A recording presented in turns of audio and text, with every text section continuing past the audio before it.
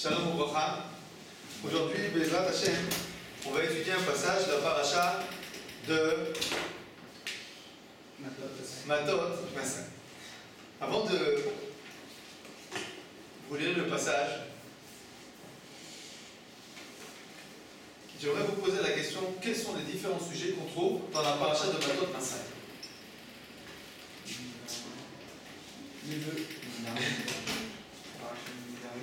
Alors, on commence par la paracha de Nedarim, c'est-à-dire les vœux. Ensuite, on passe à la paracha de la Vengeance. La vengeance. De quelle vengeance il s'agit? La vengeance contre les Midianites. D'accord. Dites-moi, quel est le lien entre ces deux passages? On commence la paracha, on parle des Nedarim, des vœux. Ensuite, on parle de la vengeance contre les Midianites. Quel rapport entre les deux passages? C'est marqué que lorsqu'on allait en guerre, on faisait des Nedarim. Excellent. Rabbi Yaakov nous dit la chose suivante. Il dit, c'est explicité dans le Baal HaPurim. Regardez le Baal HaPurim, il est devant vous. C'est le deuxième passage qu'on a amené. Samour zé les parachat Nedarim. La vengeance contre les Midianites est mentionnée juste après la paracha des vœux. L'Omar Lecha, c'est pour te dire, Shenodri ve'et Sarah ou ve'milchama. C'est pour te dire que quand on va en guerre, ou bien quand on est dans un cas de détresse, à ce moment-là, c'est le moment propice pour créer un vœu. D'accord? Donc le lien, c'est le fait qu'en guerre, on doit faire des vœux. Maintenant, on doit faire. on peut faire, c'est le bon moment pour faire un vœu. D'accord? Maintenant, si vous regardez le Baal HaPurim, vous vous rendez compte il mentionne deux moments. Premièrement, Sarah. Deuxièmement, Milchama. Sarah, c'est la détresse. Milchama, la guerre. D'où il sait ça? On ne devait pas donner un guet à la fin devant. On donne un guet, mais c'est pas un vœu, un guet. Oui, mais c'est pas un vœu. Un vœu, c'est je m'engage à donner à Kadosh Baruch Hu, à amener au Beth Amikdash, à faire un korban, etc. Où c'est qu'on a vu quelqu'un qui a fait un neder, un vœu, en cas de Sarah? Yaakov Avinu. Où c'est qu'on voit ça? Non, pas Béchat. Où c'est qu'on voit ça? Dans quel passage on voit ça? Ah, qui a dit que s'il avait dû le laisser en vie, il est poursuivi par il s'enfuit de la maison de son frère. Son frère, vous vous rappelez? D'accord? Avec le couteau entre les dents. Il a dit, j'entends le moment où mon père il va partir, je vais lui faire la peau. D'accord? Yaakov, qu'est-ce qu'il fait? Il s'enfuit très vite. Maintenant, il s'enfuit. Sur la route, il dit à Kadosh Baruch Hu, je t'en supplie à Kadosh Baruch Hu, je te promets, je fais le vœu, que si quoi? Si tout va bien, si tu me sauves, alors quoi? Alors, deux choses. Tu seras mon Dieu. Et deuxième chose, je te donnerai le dixième, le maaser, de tout ce que... Donc, Sarah, on l'a vu. Milchama, où c'est qu'on a vu un vœu en cas de guerre? Alors, vœu en cas de guerre. Alors, dites-moi, et dans le Chumash, et dans le Nar. Alors, il y a Rabbi Yaakov, aujourd'hui il nous fait, comment ça s'appelle, Korav, c'est l'étoile filante. Il nous dit, comment dire en français Korav? Ah, les stars. Aujourd'hui, Yaakov, il est stariste. Alors, il nous dit, Rabbi Yaakov, mais tout simple, dans Iftar. Qu'est-ce qui s'est passé avec Iftar? Le premier, la première qui sort de sa maison. Alors on dit, le premier être vivant qui sort de ma maison, je donnerai en offrande si je gagne la guerre contre les... C'est la fin. Oui. Contre les... Moabim. Iftar. Contre les... Ah non, les... Les Dianes. Après ce que je me rappelle. Alors Iftar. Bon, d'accord. Mais est-ce que là-bas c'était un bon vœu? Nos sages nous disent que le vœu de l'Iftar était un mauvais vœu. Maintenant, je vous demande où c'est qu'on trouve des bons vœux. Un bon vœu de guerre. Il n'y a pas longtemps, on a vu. Voilà, regardez, il texte 3. וישמע הכנעני מלך ערד, יושב בנגב, קיווה ישראל דרך האתרים, וילחם בישראל ואיש מנושה. Alors, le Canaanite, roi de Harad, nos sages nous disent en fait c'était un Amalekite, il entend que le peuple juif s'approche d'un endroit qui s'appelle Der HaAtarim. Qu'est-ce qui vient? Il lui fait la guerre par derrière et il prend Des captifs. des captifs. Nos sages nous disent combien il y avait de captifs? Une servante. C'est ça ce qu'ils ont pris en otage. Maintenant, qu'est-ce qui se passe? Regardez la réponse suivante. Vaïda Israël neder l'Hachem.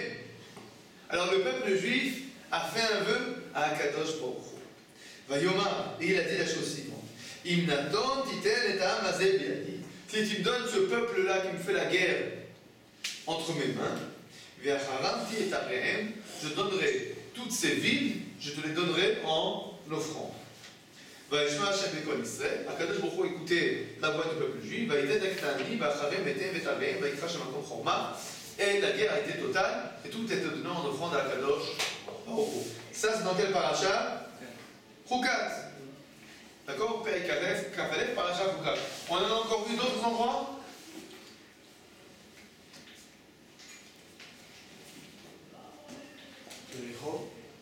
Yéricho, en effet, car la guerre de Yoshua, Yoshua dit la chose suivante, il dit, on va donner Yéricho en offrande à Akadosh Baruch. Donc on voit en effet qu'il y a un certain lien qui apparaît à plusieurs reprises dans la Torah, les Néphim, entre la guerre et le vœu. On fait un vœu en temps de guerre. Ce qu'on va essayer de comprendre aujourd'hui, Ezrat Hashem, c'est pourquoi. Pourquoi y a-t-il un lien entre le vœu et la guerre? Qu'est-ce qu'on fait là? On donne, comment ça s'appelle, on dit shochan, on corrompt un Kadosh Baruch Hu, on lui dit, voilà, on fait une peau de vin, on dit, écoute, si tu nous aides, alors on a un bon bakchish pour toi. C'est ça? Non. C'est ça la conduite du peuple juif? Il joue à Kadosh Baruch Hu, comme ça s'appelle, Massa Patate, on fait des pourparlers, on fait du business avec un Kadosh Baruch Hu. Qu'est-ce que ça veut dire ça? Qu'est-ce que ça veut dire si on veut faire un vœu, on n'a qu'à le faire? Quel lien entre la guerre ou pas la guerre? C'est la première question que j'aimerais vous poser. Deuxième question à se poser. Vous connaissez l'histoire de Yéricho? Oui. Plus ou moins. À Kadosh Baruch Hu, le peuple juif vient conquérir Eretz Israël. La première ville qu'il décide de conquérir, c'est la ville de Yéricho. Maintenant, la ville de Yéricho, Sogeret, Enyotse, Venba, c'est une place forte, une véritable forteresse. Le peuple juif dit la chose suivante: Akadosh Baruch Hu, si tu nous donnes la ville de Yéricho, on te l'offre en offrande. D'accord?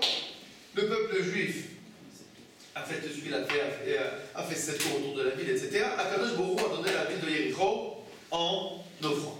Très bien. Jusque-là, magnifique. Deuxième ville qu'on attaque, la ville de Haï. La ville de Haï, on fait la guerre. Et qu'est-ce qui se passe là-bas? 12 000, non pas 12 000, comment ça s'appelle 36 morts. On fait la guerre et on a 36 morts. 36 morts pour le peuple juif. C'est supportable ou pas? Inconcevable. Inconcevable. Le peuple juif se tourne vers Akadosh Baruch Hu et dit: mais qu'est-ce qui s'est passé? Pourquoi on a perdu 36 combattants? Et Akadosh Baruch Hu dit la chose suivante: sachez, il y a quelqu'un qui a pris du butin. C'est qui a pris du butin? Alors on fait un tirage au sort et il s'avère qu'il y a quelqu'un qui a pris du butin de la ville de Yéricho, c'est-à-dire qui a transgressé le vœu. Il a transgressé le vœu. C'est Achan de la tribu de Yehuda. Et à cause de lui, le peuple juif a perdu 36 soldats. D'accord? Maintenant, la question qui se pose, c'est pourquoi c'est tellement grave? Pourquoi, à cause de la faute de Achan, il y a 36 soldats qui vont payer de leur vie. C'est son problème. Pourquoi c'est tellement grave en plus? Finalement, vous vous rendez compte, c'est-à-dire qu'on va dire la chose suivante. Celui qui vient à la Beit Knesset, disons, un enfant, ou même un adulte, et bon, il n'a pas fait attention, sans faire attention, il a pris un peu d'argent à la Tzedaka. Maintenant, qu'est-ce qu'il mérite? La pendaison, être tué par, comment ça s'appelle, par le glaive, être brûlé vif. Qu'est-ce qu'il mérite? On va le punir. Je rembourse ce que tu as volé. Bon, t'as qu'ajouter le double. D'accord? Alors, Achan, il a volé du butin. D'accord, ça va? Le vol dans la halakha, c'est combien qu'on paye? Tu payes le double. Alors, il n'a qu'à payer le double. Même pas. On sait que dans la halakha elle-même, celui qui vole quelque chose qui appartient au Ekdesh, quelqu'un qui vole quelque chose qui appartient au, comment ça s'appelle? Au Beit Hamikdash, qui va en profiter. Combien il paye? Il paye un cinquième de plus, 20%, qu'à 25%.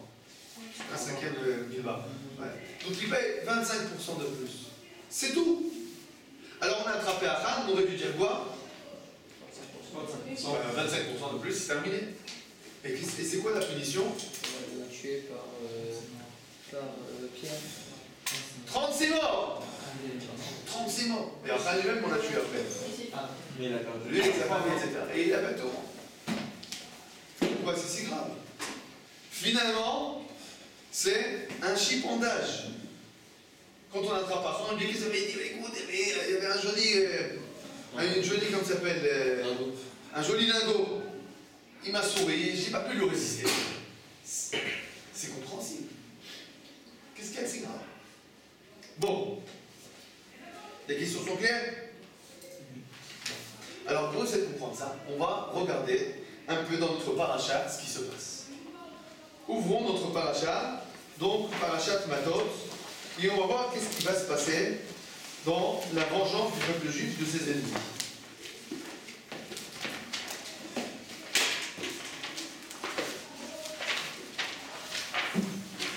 Nous lisons ensemble Perek Lamed Aleph, Pasuk Aleph, donc le chéni de la paracha, la seconde partie de la paracha.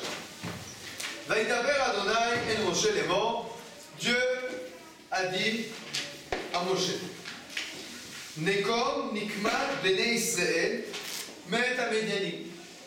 Je te demande de venger la vengeance des enfants d'Israël des Midianites. Achar, fais attention à ce qui est marqué ici. Après que tu vas venger les Bnei Israël, qu'est-ce qui va se passer à Kadosh Baruch Hu, frère Moshe? Après, tu vas mourir. C'est-à-dire, en fait, c'est ta dernière mission. Qu'est-ce qu'il fait Moshe? Il va dormir, il dit si c'est comme ça, je prends 2 ans de vacances, on revient dans 2 ans. Non. Vaïdaber Moshe, immédiatement, Moshe rassemble le peuple juif. Vaïdaber Moshe, l'âme les mots. Et Khansou, meitechem anashim latzava. D'accord? Prenez d'entre vous des gens pour la guerre. Veillou al Midian. Et je vais les tourner contre Midian. La tête nikmat Hashem be Midian. Pour venger la vengeance d'Akadosh Baruch Hu de Midian. Pasouké. Vaïmaserou ma'afi Israël elef lamate. Et ils ont été, on va dire, imaserou, ils ont été transmis, pris de force des 1000 combattants par tribu. 12 000 combattants, et ensuite le peuple juif va aller faire la guerre. Maintenant, si vous regardez les psukim, vous vous rendez compte immédiatement qu'il y a une différence entre l'ordre divin et l'ordre de Moshe Rabbeinu. Quelle est la différence? Dans l'ordre divin, qu'est-ce qui se passe? Dans l'ordre de Moshe Rabbeinu, qu'est-ce qui se passe? Que des jours remontent.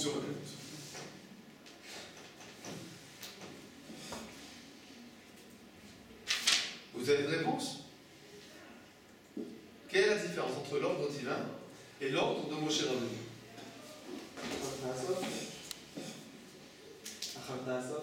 Ça, c'est un ordre que Moshe est allé au peuple. Oui? Hachem il demande une vengeance et enfin, Moshe il part en guerre. Moshe Moshe aussi, il parle de vengeance. D'accord? Il dit la tête, Nikmat Hashem. Nikmat, c'est la vengeance. Oh, Rabbi Yaakov, qu'est-ce que tu voulais dire? Je te montre. Moi je veux dire, quand je me rappelle de venger, et Moshe il va dire 1000 par tribu. Alors, c'est aussi quelque chose, en effet, mais Tzion nous dit la chose suivante. Il dit, mais c'est pas du tout la même chose qu'il a marqué.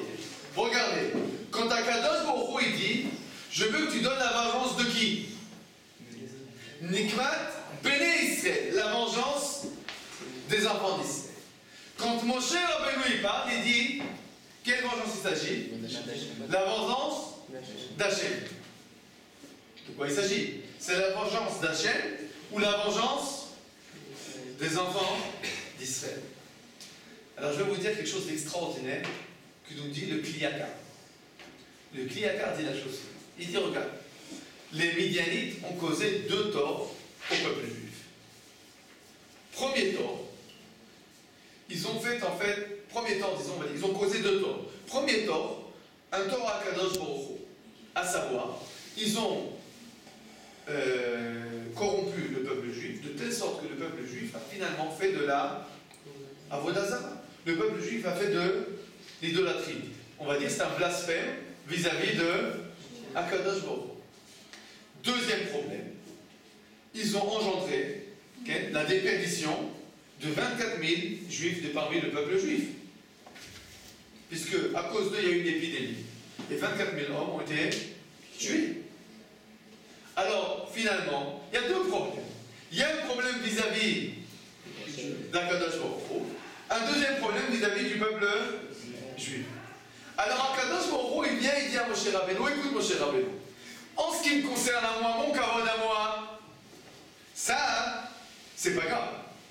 Mais le kavod des bénis Israël, ça, je suis pas d'accord de passer outre. Donc quand Akadosh Baruch Hu, il vient à Moshe, il lui dit quoi? Nekom Nikmat Béné Israël. Je veux que tu venges la vengeance des bénis Israël. Bon. Moshe Rabbeinu, il vient, il veut parler au peuple juif, et il veut leur dire, il faut qu'on venge. On venge qui? La vengeance? Pourquoi il ne dit pas la vengeance des bénis Israël? Vous savez ce qu'il dit, Kliyakar? Kliyakar, il dit quelque chose d'extraordinaire. Il dit la chose suivante. Il dit, regarde, le peuple juif a entendu que la mort de Moshe Rabbeinu, elle dépend de quoi? De l'accomplissement de la mission. Alors si Moshe vient et leur dit, il faut qu'on venge la vengeance du peuple juif, qu'est-ce qu'ils auraient dit le peuple juif? Bah si c'est comme ça, un arno mochali. Si c'est comme ça, c'est pas la peine. Notre kavod à nous, c'est pas la peine. Si grâce à ça tu vas continuer à vivre, alors nous on est prêts à, on va dire qu'on s'appelle, à laisser tomber, à pardonner. D'accord? Qu'est-ce qu'il leur dit Moshe Rabbeinu? Alors, Nikmat Hachem. À partir du moment où c'est la vengeance d'Akadosh Baruch Hu, qu'est-ce que le peuple juif peut dire maintenant? Ils sont obligés d'y aller. Regardez ce qui va se passer après. Qu'est-ce qui va se passer? Ils vont être donnés par force. C'est-à-dire que quand on a fait le rassemblement, le recensement, on dit bon, qui sont les volontaires? Tout le monde sait quoi? Un point en arrière. Personne ne veut. Pourquoi personne ne veut? Parce qu'ils comprennent, non? Pas parce qu'ils peuvent mourir, non. Ça, c'est pas le problème. C'est pas le problème chez eux. Tu verras l'armée. Tu dis qui c'est les volontaires, tout le monde fait un peu en avant. Les gens, ils sont pas. Les non-fautés? Non. À cause de Moshe Rabbeinu. Parce que ça les embête. Faire la guerre là, ça en fait. C'est tuer Moshe. Mais donc il y a une différence. Le Moshe, Akadosh Baruch Hu, qui c'est qui regarde l'intérêt du peuple juif? Le peuple juif, qui c'est qui regarde? Qui vient prendre l'intérêt d'Akadosh Baruch Hu. Ça, c'est l'explication du Kliyakar. Maintenant, on va voir l'explication de Rashi. Extraordinaire. Et on va voir cette explication complètement différente. Regardez Rashi. Vous avez devant vous Rashi, donc le 6e Mekor. Vaïdaber Moshe. Maintenant, regardez, Nikmat Hashem. Nikmat Hashem. שהעומד כנגד ישראל, כאילו עומד כנגד הקדוש ברוך הוא. Qu'est-ce qu'il nous dit Moshe Rabbeinu? Qu'est-ce qu'il nous dit, pardon, Rashi?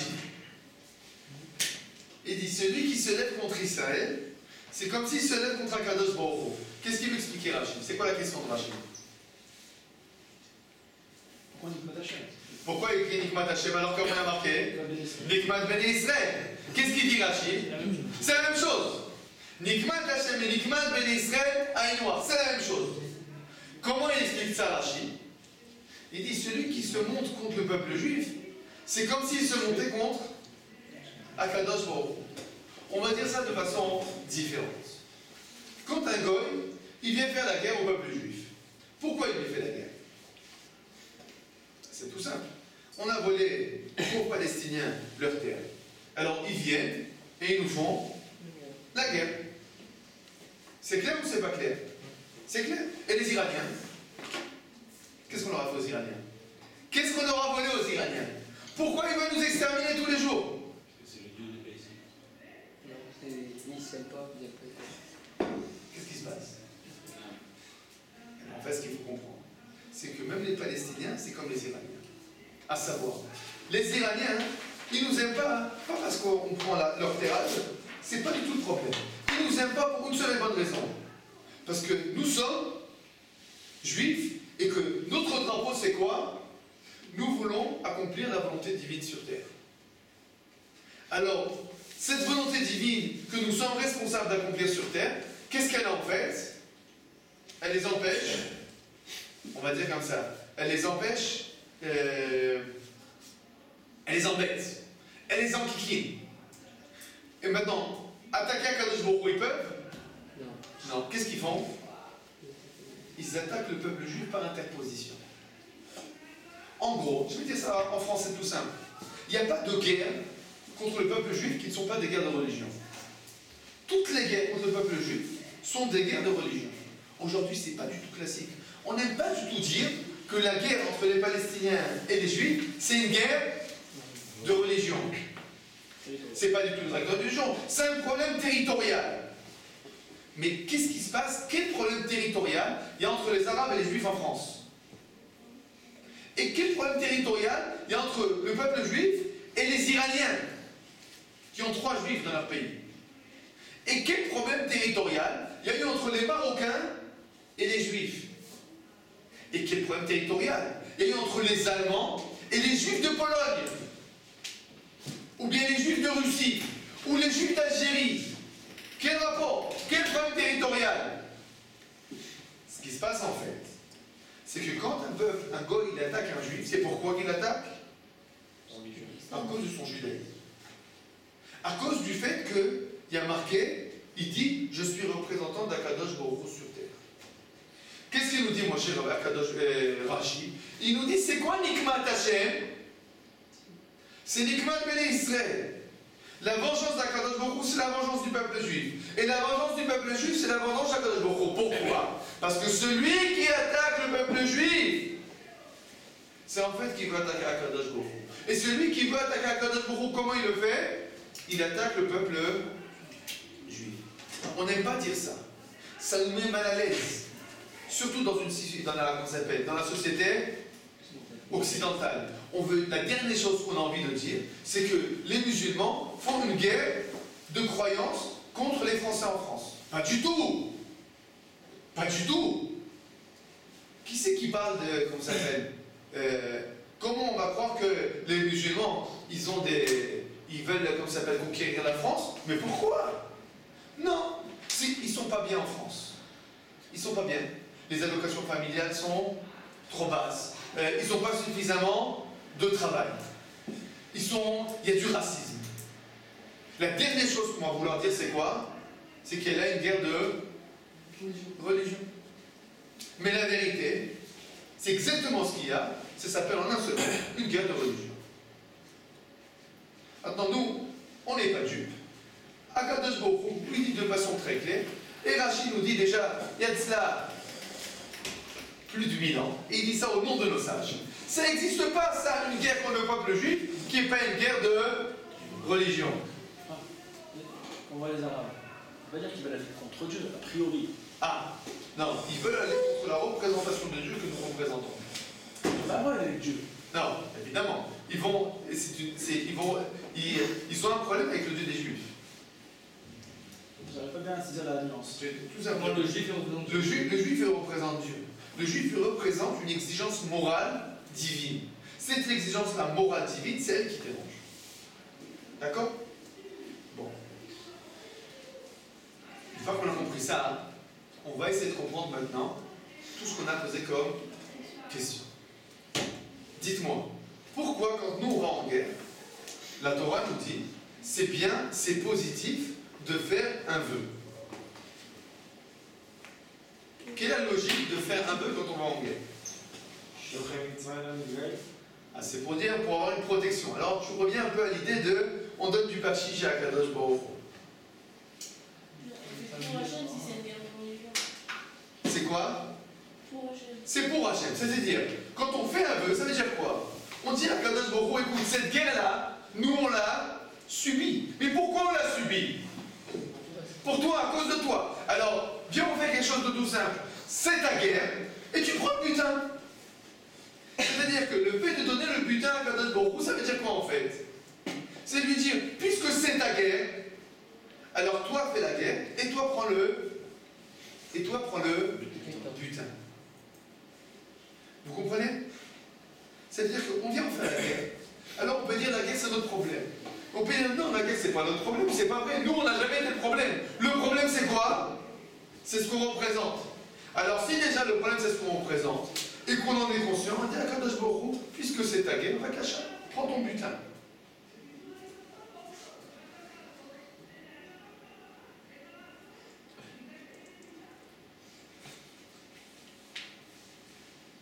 Si c'est comme ça, dites-moi, pourquoi c'est tellement grave de prendre le butin?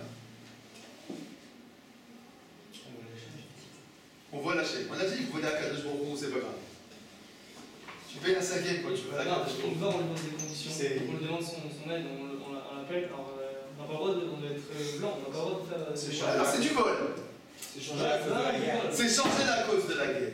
Il a fait. Qu'est-ce qui se passe quand je prends le butin? Ça veut dire que quoi?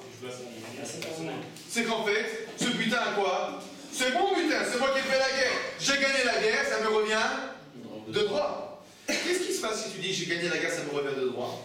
Vous savez ce qui se passe? Akadosh Baruch Hu dit, mais il n'y a pas de problème, fais la guerre tout seul. Qu'est-ce qu'il fait quand on fait la guerre tout seul? 36 mois. C'est pas une punition. C'est pas qu'Akadosh Baruch Hu s'est vengé de nous. Il nous dit tout simplement, si c'est votre guerre à vous, eh ben débrouillez-vous.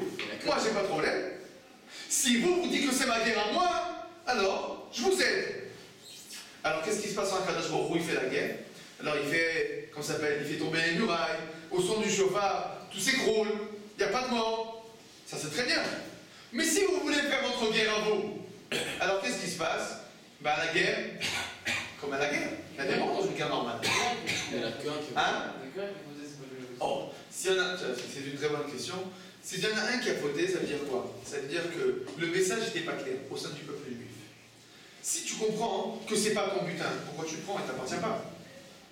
C'est pas simplement un larcin. En fait, c'est pas comprendre du tout ce qui s'est passé au niveau de la guerre. Cette guerre, c'est pas notre guerre, c'est la guerre d'Akadosh Baruch Hu. Le butin lui revient.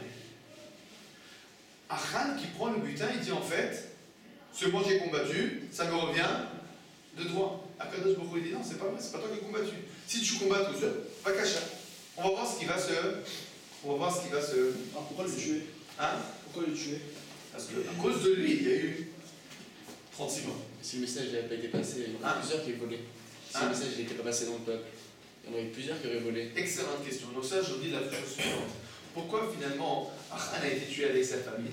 Pour la simple et bonne raison que c'est pas possible qu'il y ait quelqu'un qui ait volé sans que les autres le sachent. Seulement ce qui s'est passé. Les autres qui l'ont su, qu'est-ce qu'ils ont fait?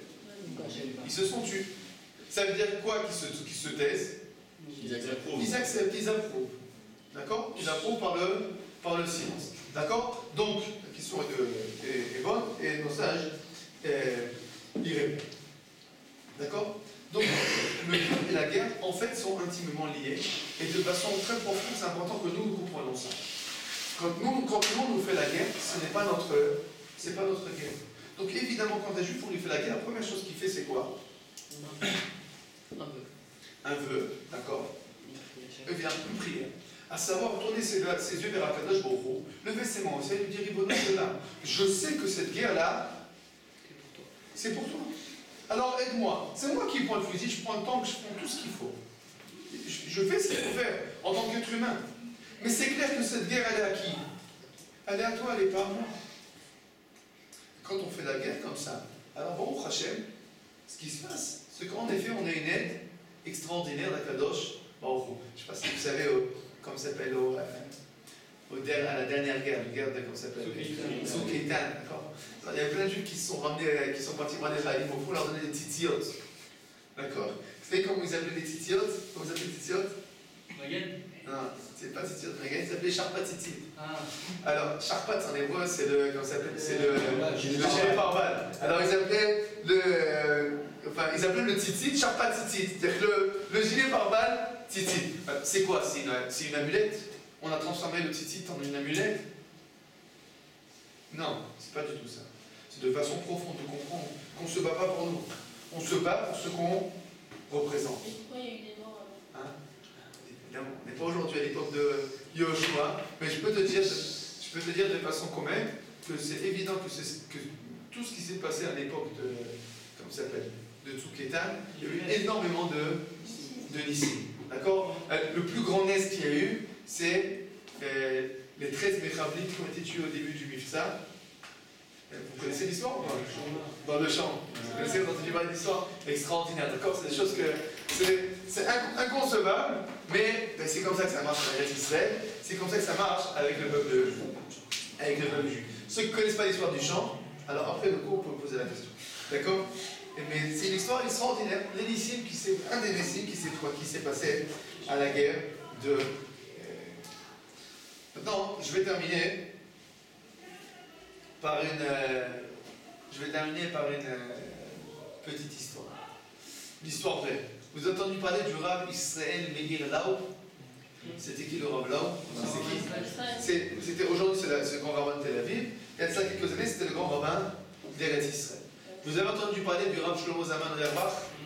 D'accord? C'était un des grands composkim que notre génération a connu. Il a écrit le livre Michal Shlomo. Et Mamash, un des grands de la génération. Alors, le Rav Israël Meir Lau, en tant que Rav Rashi, il venait visiter de temps en temps le Rav Shlomo Zalman Auerbach pour discuter des problèmes ilchatiques, etc.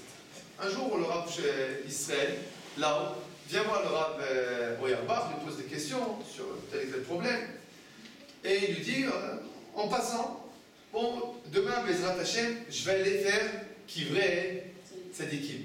Je vais aller visiter les tombes des Tzadikim. Et il voit que le Rav Auerbach, il fait un petit, comme ça, un petit visage étonné, comme ça. Alors le Rav Israël étudie, il dit, mais c'est pas bien, hein, les Tzadikim? Il dit, non, les Tzadikim, c'est très bien. Il dit, mais c'est quoi le problème, Rav? Il dit, mais pourquoi tu vas si loin? Il y en a tellement des Tzadikim ici. Et le Rav Lov, de nouveau, c'est lui qui fait la tête, il dit, je comprends pas, à Tzfat, il y en a plein. Dans le nord, il y en a plein, mais Yerushalayim, où c'est qu'il y en a plein? Vous savez ce qu'il lui a répondu, le Rav Shlomo Zalman Auerbach? Sur le cimetière des soldats. Il a dit, arrête, c'est le cimetière des soldats. C'est un cimetière que des tzadikim là. Pourquoi? Pourquoi on dit que quelqu'un qui est mort à la guerre, c'est un tzadik qui a personne qui est à son niveau? Parce qu'il est mort les mains d'Israël, d'accord, mais c'est pas suffisant. Parce qu'en fait, chaque juif qui est mort à la guerre, il est mort sur quoi en fait? Il est considéré comme un juif qui est monté sur le bûcher. Ça veut dire qu'un juif qui meurt à la guerre, pourquoi il meurt? Pour une question de territoire? Non. Il meurt et il est attaqué, et nous le savons de façon très profonde, pour une seule et bonne raison. Il meurt et il est attaqué pour une seule raison. Parce qu'il est juif. C'est tout. C'est tout. C'est pas parce qu'on habite à Kocham Yaakov qu'on se prend des pierres. Parce que vous savez, même à Yerushalayim, ils se prennent des pierres. Et à Ashdod, ils se prennent des missiles. Et à Paris, ils se prennent des coups de feu. Donc chacun ses ennemis. Tout ce qu'il y a de commun, c'est quoi? C'est que toujours on tape les juifs. À savoir, toujours on attaque le juif parce qu'il est juif. C'est pour ça qu'on attaque le juif. De façon extraordinaire, j'ai vu un film de propagande du Hamas. Dans la guerre du Soukétan, le Hamas, ils ont fait des films de propagande pour, soi-disant, casser le moral des troupes juives. D'accord? Bon. Alors, un des films de propagande, c'était de montrer comment le Hamas, ils font la guerre, ils tuent tout le monde, etc. Super convaincant. Bon.